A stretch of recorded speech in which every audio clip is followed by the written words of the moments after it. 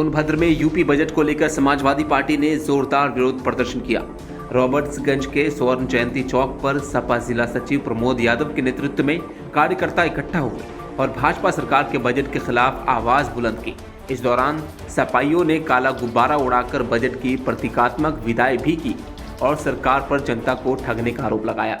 ये आखिरी भाजपा सरकार और आखिरी विदाई बजट है प्रदेश की भाजपा सरकार का, और जो ये हवा में उड़ता हुआ हवाई बजट है, धरातल पर कुछ नहीं है।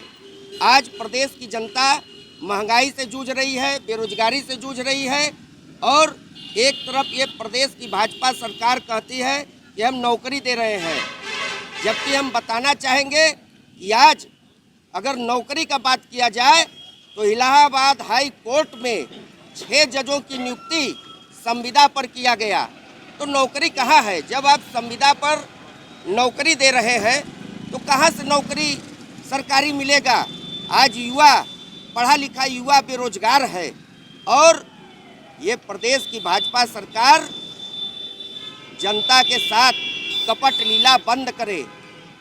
बहुत दिन कपट लीला चलने वाली नहीं है, और आज किसान परेशान है, आज शिक्षा महंगा है, दवा महंगा है, कापी किताब महंगा है, जबकि हम बताना चाहते हैं कि समाजवादी सरकार में इसी जगह जिला अस्पताल में मेडिकल कॉलेज जो है ट्रामा सेंटर बनकर समाजवादी सरकार में तैयार है और बर्न यूनिट तैयार है, लेकिन ये प्रदेश की भाजपा सरकार ट्रामा सेंटर और बर्न यूनिट चालू करवाने का काम नहीं किया है।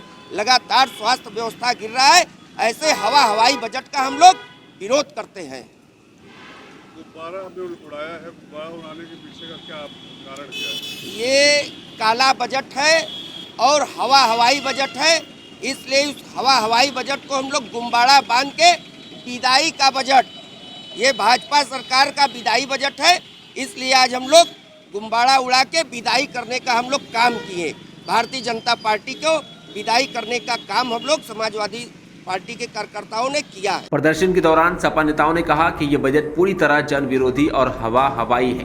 उनका कहना है कि इसमें न किसानों की चिंता है, न नौजवानों की, और न ही व्यापारियों की। सब वर्ग परेशान है, लेकिन सरकार को किसी की फिक्र नहीं है। सर, हम लोग का सरकार से ये डिमांड है कि सबसे पहले तो भर्ती करें बैंक में, क्योंकि इससे बहुत ज़्यादा नुकसान हम लोग को भी हो रहा है। सही से हम लोग कार्य नहीं कर पा रहे हैं, कस्टमर को सही से संतुष्ट नहीं हो पा रहे हैं। बहुत सारा ऐसा, और सब ऑल ओवर इंडिया में बहुत सारे ऐसे ब्रांचेज है कि ऐसे ऐसे दिक्कत आई हैं, और हम चाहते हैं जल्द से जल्द ये करें। अब 5 डे बैंकिंग से क्या होगा कि ये हम लोग 5 डे में बैंकिंग में तो 2 दिन जो हम लोग को मिलेगा, कम से कम फैमिली में अपना समय को हम अच्छे से बच्चे के साथ बिता सकें, कहीं घूम सकें, ताकि प्रेशर ना हो। इसलिए 5 डे बैंकिंग हम लोग लागू करना चाहते हैं कि लागू करें। और एक चीज़ और भी है कि इंडिया में ही सिर्फ, पूरे भारत में 5 डे बैंकिंग लागू नहीं है, और 12 कंट्री ऐसे हैं जिसमें 5 डे बैंकिंग चल रही है। एक इंडिया ही है जिसमें 5 डे बैंकिंग लागू अभी तक नहीं किया गया। हम लोग को पूर्ण है कि जल्द से जल्द इसको लागू किया। ये सिलसिला कम से कम हमें लग रहा है 2004 से लेकर अब तक कोई डिमांड पूरा नहीं हुआ है। एक हुआ था शनिवार को लेकर, जिसमें दूसरा शनिवार और चौथा शनिवार सरकार ने माना है। अब हम लोग चाह रहे हैं कि सारे शनिवार बंद। अब आप लोग की मांग नहीं पूरी होगी तो स्ट्रेटजी किस तरह? अगर हमारी मांग नहीं पूरी होगी तो हमारा ऑल ओवर इंडिया एसोसिएशन की तरफ से जो भी मार्गदर्शन हमें मिलेगा, हम लोग अनिश्चित हड़ताल पर जा सकते हैं। सपा नेता ने आरोप लगाया है कि इस बजट में सोनभद्र को कुछ भी नहीं मिला। जिला अस्पताल, मेडिकल कॉलेज में ट्रॉमा सेंटर और बर्न यूनिट बंद पड़े हैं, लेकिन सरकार ने इस पर ध्यान नहीं दिया। वहीं नौकरियों को संविदा पर देने को लेकर भी नाराजगी जताई गई। सरकार से मेरी यही डिमांड है कि निजीकरण बंद किया जाए और भर्ती आउटसोर्सिंग बंद किया जाए, और पर्याप्त मात्रा में कर्मचारी भर्ती किया जाए, और हम लोग पर प्रेशर कम बनाए, टाइम से हम लोग जाए, टाइम से आए। कर्मचारी पूरा नहीं होने के कारण हम लोग का बहुत ही प्रेशर आ रहा है।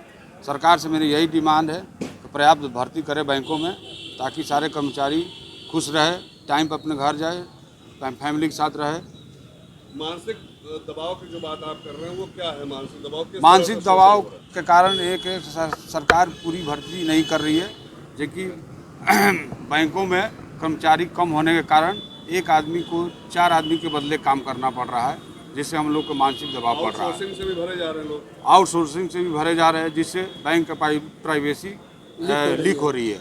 तो क्या ऐसे कोई मामले आए हैं कि आउटसोर्सिंग? हाँ, बहुत सारे मामले आए हुए हैं जो कि सरकार तक बातें गई है, जितने भी साइबर क्राइम। जो भर्ती हो रही है, प्राइवेसी की बात कर रहे हैं आप, जी जी। तो आउटसोर्सिंग कंपनी से जो भर्तियां हो रही है वो किस तरह से प्राइवेसी को लीक कर रहे हैं?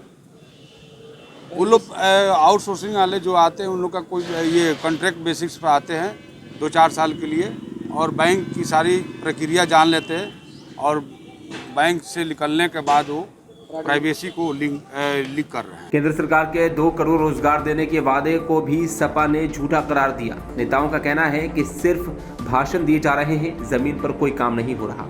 इस मौके पर बड़ी संख्या में सपा नेता और कार्यकर्ता मौजूद रहे और सरकार के खिलाफ जमकर नारेबाजी की। Bureau report, dynamite news, Sonbhadra.